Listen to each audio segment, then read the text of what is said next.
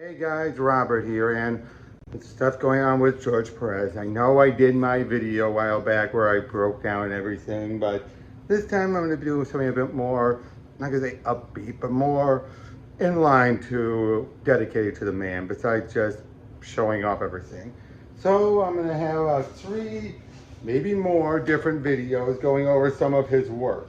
But the three in particular I'm going to be going over will be JLA Avengers, Final Crisis, Legion of Three Worlds, and the new Teen Titans games. Each different episodes, of course. I'm not going to do it all in one. And let's start with what I feel is one of his best work as an artist, and that would be JLA Avengers, and done by Kurt Busiek with art by, of course, Perez. And he actually did the inking on this one, with colors by Tom Smith. Why do I bring this up? Mostly because I know some colorists really help him out and others kind of don't. But yeah, this has been a long time in the making. They tried to do this in the 70s or 80s back then, but circumstances led to it not working out. Even though Perez did a bunch of pages, they ended up canceling it. Because by the time they got everything in order, the roster had changed and it was decided, no, we're not going to redo it. But what makes this so great is that Perez had, even though he was exclusive at Crossgen at the time, he had in his contract that if this project was to get started, he was contractually obligated to drop everything he was doing and go and do it. And what does that say about the man? He knew he wasn't going to miss out on this. And yeah, there's the first opening cover. This, by the way, is one of the big oversized ones. This is the one that, aside from the afterwards by Kurt Busiek, a lot of the bonus stuff in the companion edition, which I have in the other room, will be in the new upcoming reprint they're going to be doing in dedication to Perez. As of this recording, he's still alive, but in the future, we know what's inevitably coming, and yeah. But yeah, we open up in the world of Polymakers. No idea what this is. I think this is a Marvel world, but regardless, they get this weird eye scene down to them, and next thing you know, the world is gone, as he's trying to say, tell me the truth.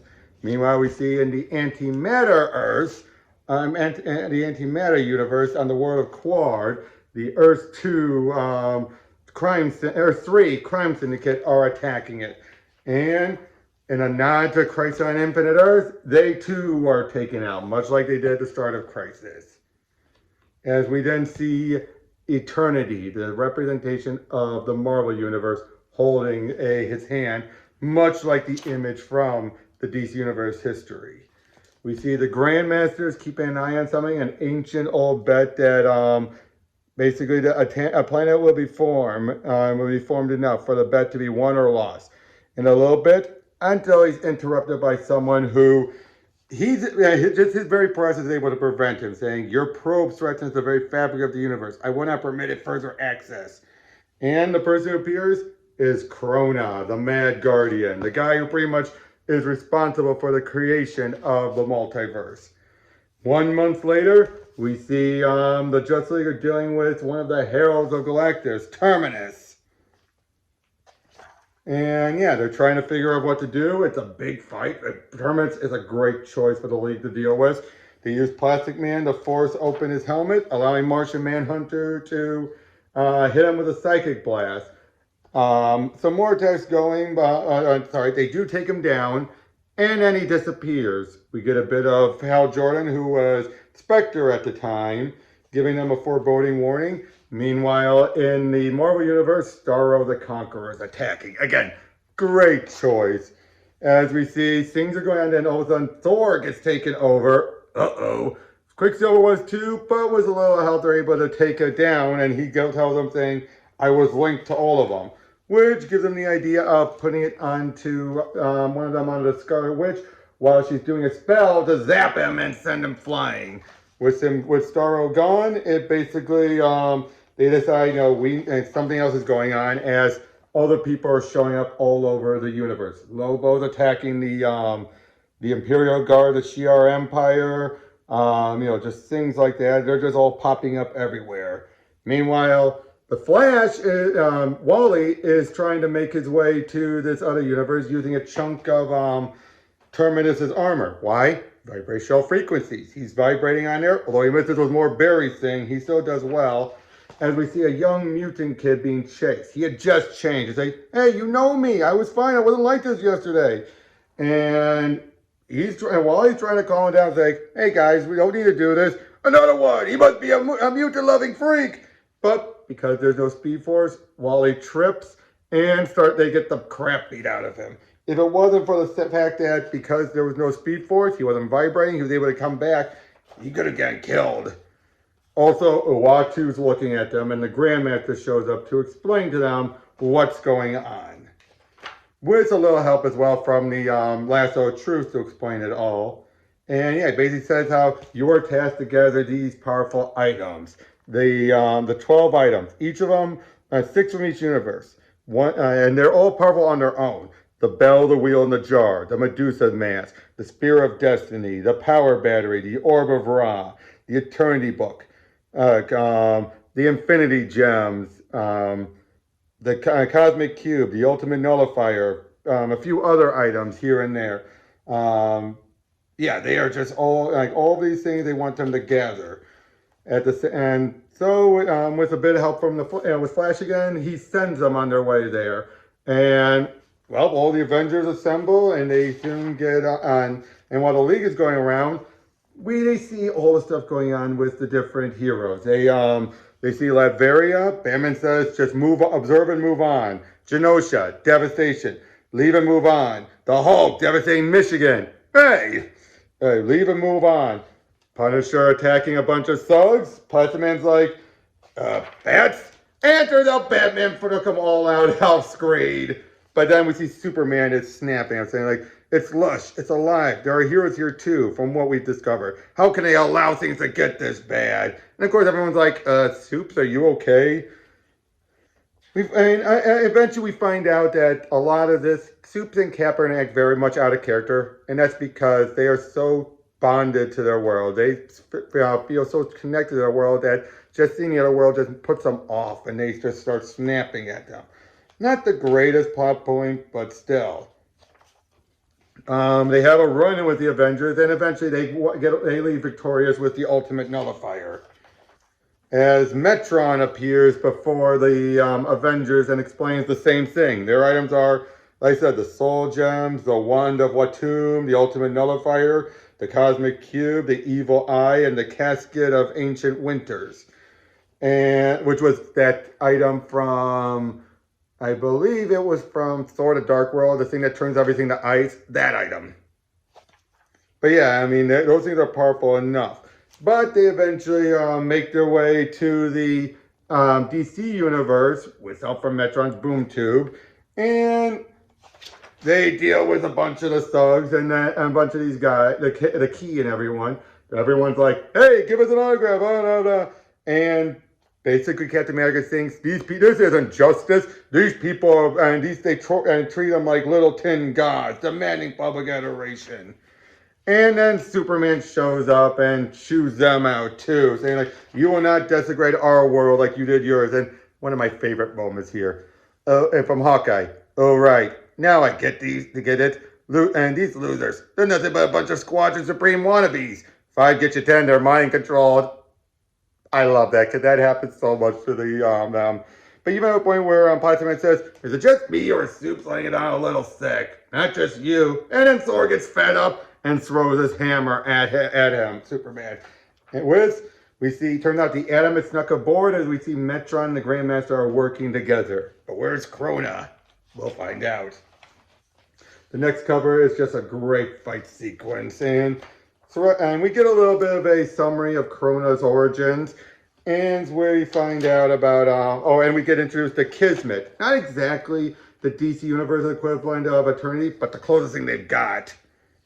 And basically, yeah, they decide, let's do this game. This game is to determine if Krona is going to get what he wants. Oh, I love this. Dealing with Hawkeye, sends him a boomerang, but Flash is able to deal with it and says, yeah, I have experience with boomerangs. You have a moment where Batman and Cap are ready to fight, but it's then decided you could win and considerably beat me, but it will take a while. Do you want it? No, you're not the enemy. And then Wanda uses the chaos magic, which is more potent in the DC universe, and is able to get everyone, send them away. So again, they all regroup and trying to figure out what's going on. I love Plastic Man's like, oh, who died and made him king? Oh, right. Yeah, it's just, let's try and get everyone we can, all the reserves, everyone. And it starts going through, going around. We have a great bit of Martian Manhunter and Plastic Man. Yoink, set away! But yeah, like they're going for the, for example, Green Lantern's power battery. Unfortunately, they get that. The Avengers get that. They're going around in all these other different places that they keep on getting more and more items. So many Avengers showing up. Although I gotta say, She-Hulk looks a little weird. Perez is usually great doing women, but her face there looks a little weird. Although, poor Hercules. Deal with the women, Arthur. Get the artifact. You are Hercules then, despoiler of Hippolyta. I would not use those words myself, but I did have the honor of, woof! Yeah, Wendy, Marvel's Hercules is not as bad as yours. But again, they just keep on through gathering up all the different items as we're eventually getting to a point where it's like 3-2 in the league's favor as it goes on. And we see that nice moment, this is before Bucky was brought back, of Cap seeing, and Jason, sees Jason's conscience, so you've lost a partner as well. We also see Metron studying Galactus as he's consuming a world. We get a nice appearance by the ever-loving Blue-Eyed Thing, who brings them a interdimensional bike and everything. Ben just steals the show here. I love how he points to the giant penny. Your idea of small change? Or, from what they told me, you're supposed to be one of the Black Cats. But if you're with Cap, you're an okay Joe in my book. I love that. Wanda and Zatanna are both using the magic, although it's clearly taking a toll on Wanda. Again, just so much stuff going on. You get Black Panther gets the Medusa mask and all that. Firestorm gets the bell, the wheel, and all that. Again, they just keep, and it keeps going through until it's up to 5-4 in the favor of the league. Then it's tied to 5-5 for a moment. And then you see Batman and Captain America make it up to the Grandmaster's place. Even says, I fought men with this kind of compulsion before, but never of this scope. I know what you... As the Atom shows up and reveals the big twist. Turns out Krona's champions are the Avengers. Because he feels like, well, if you have such faith in them, they'll be my champions then. Meaning, in other words, if the Avengers win, he's going to take out the Avengers world. And boy. And then we get one of the most crap your pants moments. Darkseid with the Infinity Gauntlet. Yikes. If it wasn't for the fact that the Infinity Gauntlet only works in the Marvel Universe, that would just be devastating. As we then see Batman, the score is now 6-5. The last one left is the Cosmic Cube. As they all start just wailing on each other now, just pounding on it. Then you have a point where Superman actually catches his hammer and says, looks like in my world things go up to 11. Meaning, in other words, Superman beat Thor. And then all the Avengers tackle him, knock him down, and just pummel him. And Arthur saves him from it all. But because his power's starting to drain, Kyle gets desperate and actually taps in the Cosmic Cube, which is like, whoa! At a different point, we had, and I didn't see it here, but earlier, Photon had actually gotten it showed that she could actually tap into Kyle's Green Lantern energy. But, eventually Cap shows up, gets the cube and sends it over to them, so they say, no, yeah, they need to win. But Krona the sore loser as he just starts attacking the Grandmaster, forcing from him the memory of a person who actually knows what it's like at the Big Bang, Galactus. And then he attacks Galactus. like, you are clearly a madman, and Galactus does not deal with madmen, and he pounds, and we later find out he kills Galactus. But Grandmaster reveals all those items were for him to use. And all of a sudden, something goes crazy with the world. As we go into this with one of the best covers ever. Every single Avenger and Justice Leaguer. 208 members all in here. Reserves and everything. Even if they were on there for a brief moment, they're on there. But what's this new world? Well, we see the League at the source wall with Dr. Doom laid on there. And it turns out Hawkeye has joined the League and is getting smoozing with Black Canary. But then eventually everything changed, and it turns out all of a sudden now, hey, Ollie's the one who did the cool move. We see a bit with Attorney and Kismet. And then again, everything's jumping around now. We're seeing that the Avengers took down Brainiac and saying, oh, we better call the League and let them know. They are starting to hang out, get together. We have some nice, cool commission artwork that Perez had done in the background, one of which including homaging the Earth 2 moment, and the Earth 1, Earth 2 meeting. We just have all these like annual meetings they just keep skipping around with. You see Wonder Woman and Wonder Man arm wrestling. You see Snapper Carr and Rick Jones interacting with Jarvis. Just so much. And we find out that apparently there's now Superman and Cap are starting to realize something's wrong. The others try to tell them, like, we've had a history. We've had all these great crossovers and everything.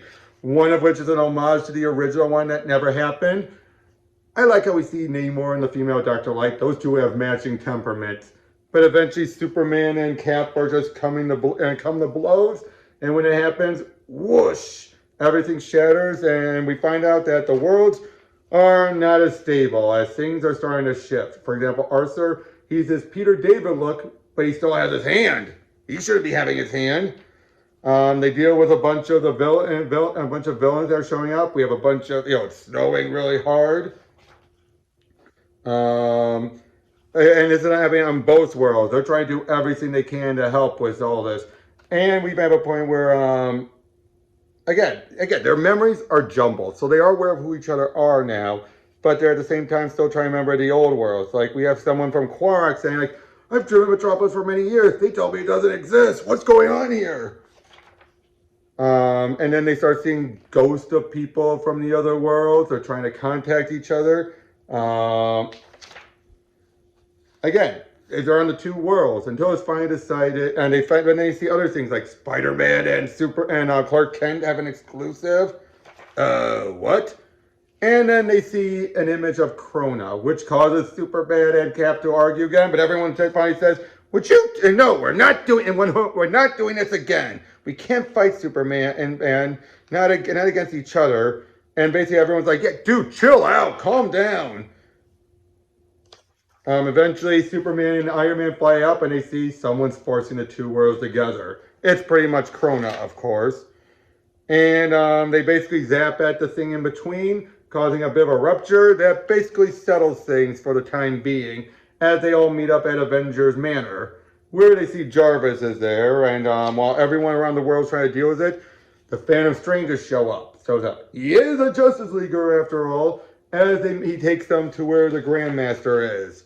Or what's left of him, as he is dying, and he reveals that he tried to merge the world and keep Krona stuck between, thinking he wouldn't be crazy enough to sacrifice his own life, but he is. This is also where we find out about why Soup and Cap have been acting up the way they have, and basically he said, like, these two worlds were not meant to be, cannot be connected. They cannot be merged because they're too different. Some worlds have countries and continents, the others does not. But soon they then ask the big question, what are we, and what kind of timeline, what kind of world are we trying to bring back? And with the last of his energy, he shows them everything. The good and the ills, especially the ills. We see their deaths. We see the horrible stuff like Wanda losing the kids. Of course, Hank slapping Janet. We just see so much of it. We see deaths of Hippolyta, Bane breaking Batman's back, Hal becoming Parallax and everything. And soon they start like, why should we do this? Why? And then But then it is Hal, of all people, the guy who has probably the most to lose going back here says, I know, Wanda, I know. I saw myself go mad, murder friends, but there isn't another way, and we all know it. There are millions, maybe billions dead or dying in the world as they are. Can we choose their deaths because they're easier to bear? The reality we saw, it's the truth. Good or bad, love, pain, it's real. It's the one we're pledged to protect, not to go and play God with, which is funny because that's what he does as Parallax.